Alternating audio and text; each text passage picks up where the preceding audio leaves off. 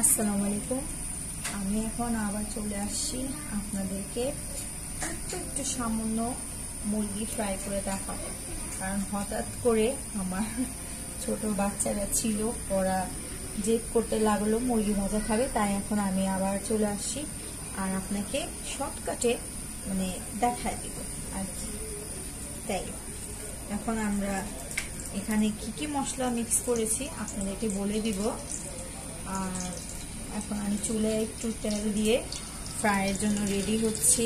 তেলটা গরম করে নিচ্ছি।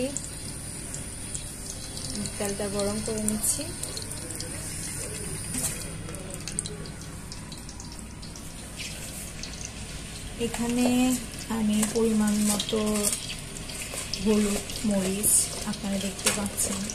তারপরে এটা হচ্ছে টক দই, ডিপ ফ্রিজে ছিল তো তাই এরকম 1 চামচ টক দই।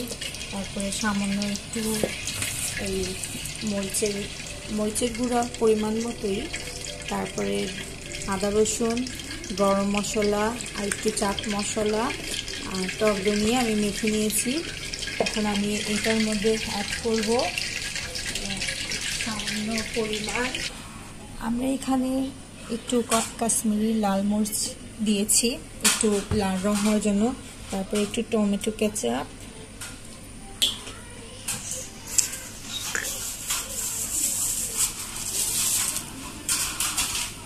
তারপরে সামান্য পরিমাণ বেসন,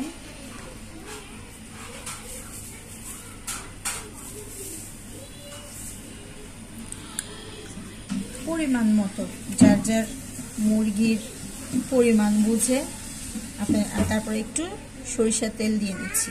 এটা দিয়ে আমি মাখিয়ে নেব।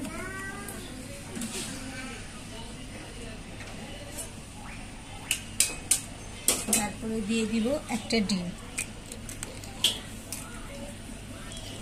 তারপরে ভালো করে মিক্স করে নেব। ভালো করে ম্যারিনেট করে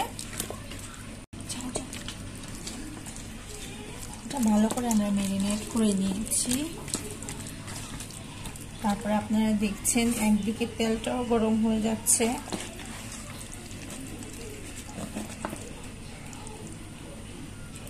লবণটা দেখে নিলাম, সামান্য পরিমাণে একটু লবণ লাগবে।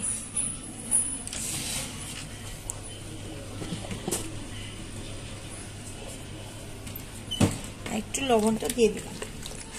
দিয়ে দেওয়ার পরে আমাদের মেখে নেওয়া হয়েছে। যেমন আপনারা দেখতে পাচ্ছেন, আমি ভালো করে এটা দেখতে পাচ্ছেন ম্যারিনেট করে এরকম হয়ে গিয়েছে কালারটা।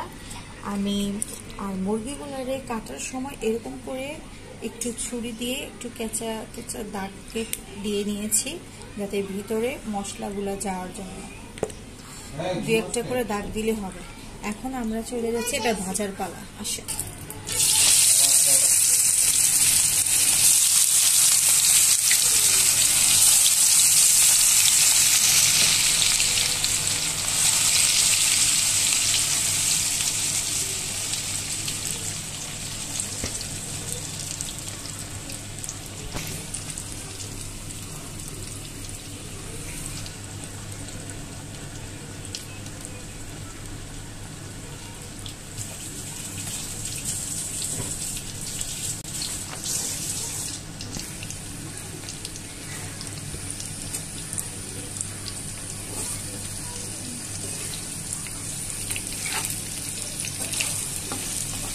আমরা এটাকে ভালোভাবে রেখে তেলের মধ্যে ভেজে নিব।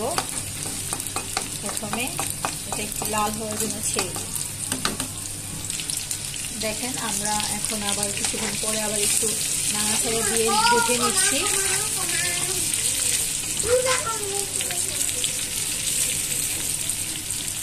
এই যে এক পাশটা হালকা একটু লাল হতে এসেছে, তারপরে আমরা এটা একটু উল্টিয়ে দিব আরেক পাশটা একটু হওয়ার জন্য।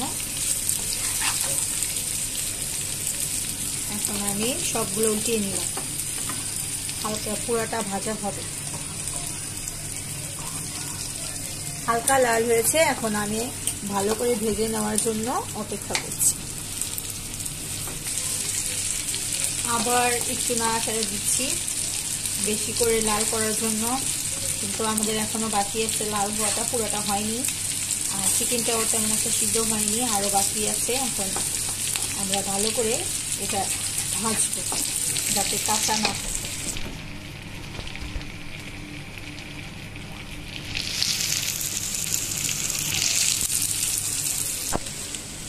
এখন আমাদের চিকেনটা প্রায় লাল হতে চলেছে, ভাজা ভাজা হতে চলেছে।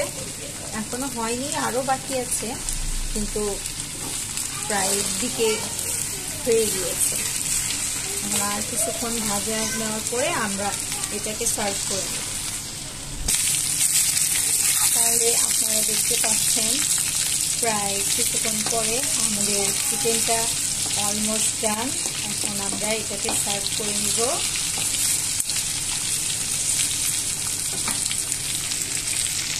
দেখতে পাচ্ছেন চিকেনগুলা ভেজে লাল করে নেওয়া হয়েছে। এখন আমি এটা করছি।